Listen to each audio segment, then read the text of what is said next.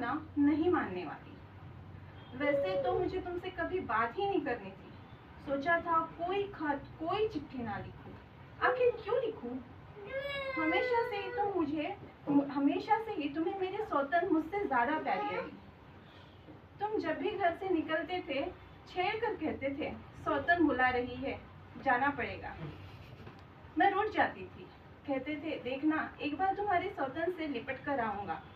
कितनी बुद्धू थी मैं, सोचती थी ठिठुली कर रहे हो। भला मुझसे ज्यादा तुम किसी और से कैसे प्यार कर सकते हो? तुम्हारी धड़कनें मेरे पास गिरवी पड़ी है। जब से तुम्हें समझने लगी थी समझ गई थी कोई और है तुम्हारी जिंदगी में मुझसे ज्यादा अहमियत रखने वाला।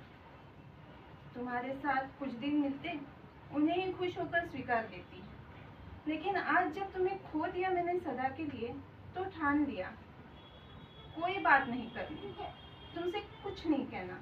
बस एक आखिरी बार खुद को देख लेना चाहती हूँ तुम्हारा बने हुए। जानते हो मेरे पैरों की पायल बेहद पसंद है तुम्हें, उसकी घुंघरू की आवाज़ तुम्हारा सबसे पसंदीदा संगीत, और उतनी ही नापसंद मेरी चूड़ियाँ। रात को शोर बड़ा परेशान करता था तुम्हें। मेरे सूने कान तुम्हें कतई नहीं भाते, उनमें बालियाँ ना हो तो तुम डांट देते थे मुझे, और खुद से मलते थे बालों में जूही का गजरा। उसकी सूंधी खुशबू में खोते मेहंदी भी लगाई है। करवा चौथ हुआ था ना, गहरी रंगी है, तुम्हारे प्रेम की तरह फीकी नहीं। और हाँ देखो बिंदी भी बिल्कुल बीचों बीच लगाई है। अब इसे सही करने का कोई बहाना मत ढूंढना।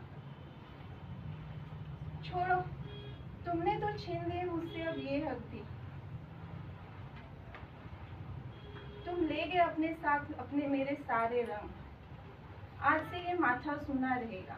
मेरी बिंदिया, चूड़ियाँ, सपने, अरमान, हक सब कुछ ले गए अपने साथ और लिपट आए मेरी सौतन से, और आ गए वापस मेरी सौतन से लिपट कर, किसी बक्से में बंद तिरंगे में लिपट कर। ले गए मेरे रूठने के सारे हक भी।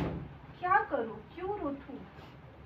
क्योंकि मेरी जो मांग सुनी कर गई तुम, और कितनों की मांग को मेरी मांग सुनी कर तुम कितनों की मांग का सिंदूर बचा गए।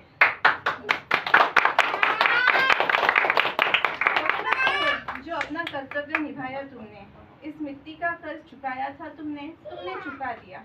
शायद अब सूनी मांग के साथ कुछ कर्ज मैं भी चुका दूं। Thank you.